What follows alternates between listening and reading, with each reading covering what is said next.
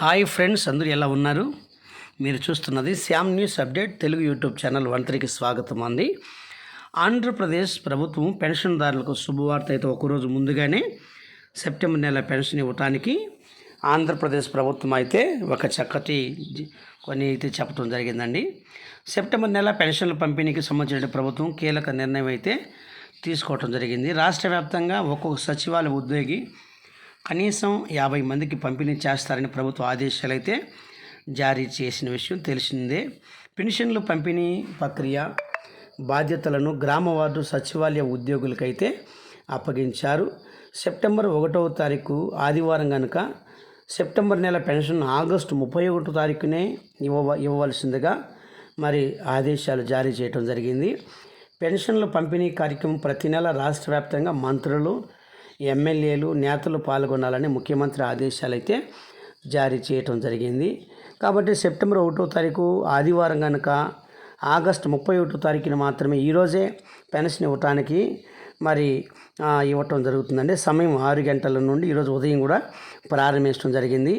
Pension లబ్ధిదారులు ముందుగానే తేదీల మార్పును గమనించి ప్రతి గ్రామంలో మరి వార్డు సచివాలయాల్లో కూడా మరి విత్డ్రా 31 తారీఖు అయితే ఆల్రెడీ కూడా డబ్బు అయితే డ్రా చేయటం కూడా సచివాలయ సిబ్బందికి ఇవ్వటం జరిగింది. ఈరోజే 99% కూడా పెన్షన్ పూర్తి చేయాలని, సాంకేతిక సమస్యలు ఏదైనా తలెత్తి వెంటనే కూడా పంపిణీ చేయవలసి ఉంటుంది, ఎలాంటి సమస్య వచ్చినా కూడా అధిగమించాలని చెప్పడం జరిగిందండి. ఈరోజు పెన్షన్ పంపిణీపై అన్ని గ్రామాల్లో సోషల్ మీడియా ద్వారా మరి బహిరంగ ప్రదేశాల్లో ప్లే చేయడం ద్వారా కూడా వాట్సాప్ ద్వారా కూడా విస్తృత ప్రచారం చేయాలని ప్రభుత్వం భావించింది. 90% కంటే ఎక్కువ మంది పెన్షన్దారులు సిబ్బందికి మ్యాప్ చేయబడిన చోట అటువంటి మ్యాపింగ్ మొత్తం తగ్గించాలని, ప్రతి ఒక్కరూ సచివాలయ సిబ్బంది సెక్రటరీల వారిగా పెన్షన్ మొత్తాలు ఎంపీడీఓ ద్వారా కూడా నిన్నటి దినానే డబ్బులైతే వారికి చేర్చడం జరిగిందని ప్రభుత్వం అయితే చెప్పడం జరిగిందండి. ఏది ఏమైనా సెక్రటరీ ద్వారా బ్యాంక్ ఖాతాలకు జమ చేయబడినాయి.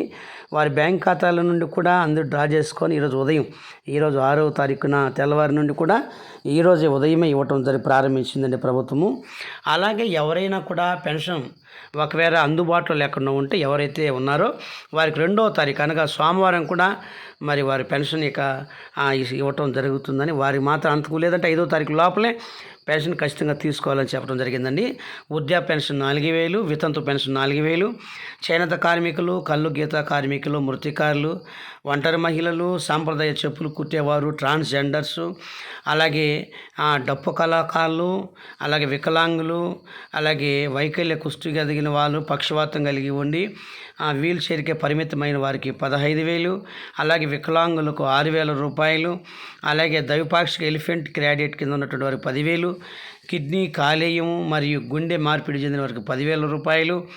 ఈ విధంగా ఒక్కొక్కరికి ఒక్కొక్క రకమైన తలసేమియా వ్యాధి కలిగిన 10,000, సైనిక సంక్షేమ పెన్షన్ 5,000 రూపాయలు, అభయహస్తం 5,000 రూపాయలు, అమరావతి భూమి లేని నిరుపేదలకు కూడా 5,000 రూపాయల పెన్షన్ అయితే కూడా ఆంధ్రప్రదేశ్ ప్రభుత్వం అయితే మరి ఇవ్వటం జరుగుతుంది.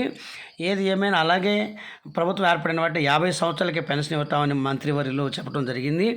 దీనిలో భాగంగా తొందరలోనే 50 సంవత్సరాలు నిండిన వారికి కీలక నిర్ణయం అయితే తీసుకోవటానికి మరి కూటమి ప్రభుత్వం అయితే తీర్మానం చేసి తొందరలో కూడా అందరికీ గుడ్ న్యూస్ ప్రకటిస్తామని ప్రభుత్వం అయితే కూడా సమాచారం అయితే అందుతుంది. ఏది ఏమైనా ఫ్రెండ్స్, మా ఛానల్ చాలామంది చూస్తున్నారు. మీకు నచ్చినట్లయితే లైక్ చేయండి, షేర్ చేయండి, సబ్స్క్రైబ్ చేయండి, గంటను బెల్ నొక్కితే మేము పెట్టే ప్రతి వీడియో మీకు అప్డేట్ రూపంలో వస్తుంటుంది. Thank you.